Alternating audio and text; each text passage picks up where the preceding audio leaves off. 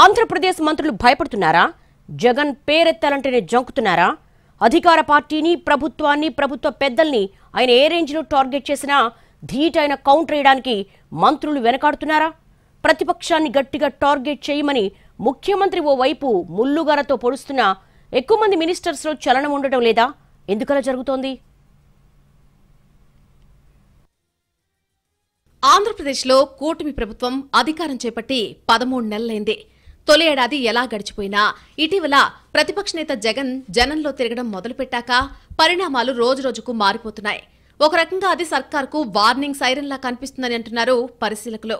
Jagan tours కు జనం పెద్ద సంఖ్యలో వస్తూ ఉండడం, విమర్శలు, ఆరోపణల విషయంలో ఆయన ఎక్కడా తగ్గేదేలే అన్నట్టుగా ఉండడం ఒకెత్తైతే, అధికార పార్టీ వైపు నుంచి ఆ స్థాయి కౌంటర్లు పడ్డం లేదన్నది లేటెస్ట్ పొలిటికల్ టాక్. మొదట్లో కాస్త తగ్గినట్టు అనిపించినా ఇప్పుడు మెల్లిగా వైసీపీ వాయిస్ పెరుగుతోంది. పార్టీ పాత గొంతుకులన్నీ తిరిగి వినిపిస్తున్నాయి.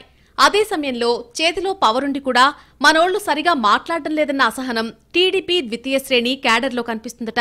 ప్రత్యేకించి జగన్ మాటలు చూస్తుంటే ఆయన డైరెక్ట్ గా ప్రభుత్వానికి వార్నింగ్ ఇస్తున్నట్టే కనిపిస్తోందని అంటున్నారు. తాజాగా దాదాపు 2 గంటల పాటు నిర్వహించిన ప్రెస్ మీట్ లో సైతం చంద్రబాబు ఇంకో 3 ఏళ్లే అధికారంలో ఉంటారు, మళ్లీ పవర్లోకి వచ్చేది మేమే, వడ్డీతో సహా చెల్లిస్తామంటూ గట్టిగా మాట్లాడేశారు జగన్. ఇక్కడే ఇటు మంత్రులు, అటు టీడీపీ సీనియర్స్ రియాక్షన్ పై పార్టీ వర్గాల్లో చర్చ జరుగుతోందట. నేరుగా సీఎం చంద్రబాబు పేరు పెట్టి తిట్టినా, మరో రకమైన వార్నింగ్ ఇచ్చినా మంత్రులు ఎవ్వరూ ఇందుకు మాట్లాడటం లేదు, భయపడుతున్నారా అంటూ టీడీపీ క్యాడర్ తమలో తాము చర్చించుకుంటుందట. అంటే వైసీపీ వాళ్లు చెబుతున్నట్టు నిజంగానే వచ్చే ఎన్నికల్లో వాళ్లు పవర్లోకి వస్తారా? ఒకవేళ వస్తే మనల్ని టార్గెట్ చేస్తారా? ఇందుకొచ్చిన గొడవ అనుకుంటూ ఎవరికి కిక్కురు మనకుండా ఉంటున్నారా అన్న చర్చలు జరుగుతున్నాయట పార్టీ వర్గాల్లో. ఒకరిద్దరు స్పందించినా మాటల్లో వాడి ఉండడం లేదని, ఏదో బలవంతంగా మాట్లాడించినట్టు ఫీల్ అవుతూ తూతూ మంత్రపు స్పందనలతో సరిపుచ్చుతున్నట్టు చెప్పుకుంటున్నారు. ఇలా జగన్ పై విమర్శలు చేయడానికి మంత్రులు ఎందుకు జంకుతున్నారు అన్న చర్చ గట్టిగానే జరుగుతోందట వివిధ వర్గాల్లో. అందుకు ఎవరికి తోచిన కారణాలను వారు చెబుతూ విశ్లేషణల మీద విశ్లేషణలు చేసేస్తున్నారు. ప్రస్తుతం మంత్రులు కొంతమంది వాళ్ల సొంత పనుల్లో బిజీగా ఉంటూ పార్టీ, ప్రభుత్వ వ్యవహారాలను లైట్ తీసుకుంటున్నారు అన్నది ఒక వెర్షన్.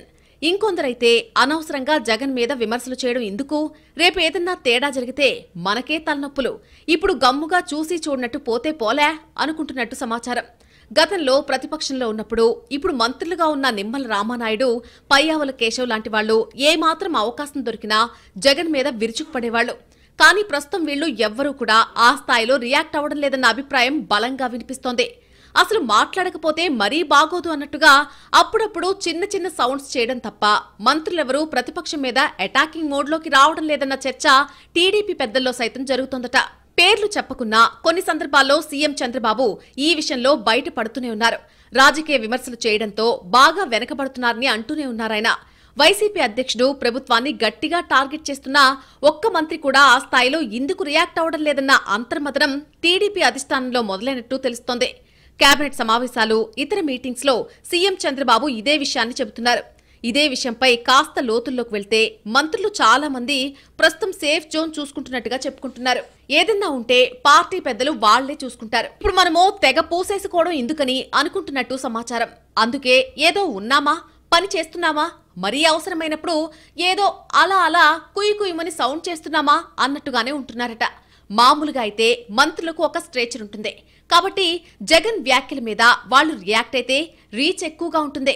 అందున సీనియర్స్ కాస్త వాగ్దాటి ఉన్నవాళ్లైతే పార్టీ క్యాడర్లో కూడా ఊపొస్తుంది అన్నది టీడీపీ పెద్దల అభిప్రాయం.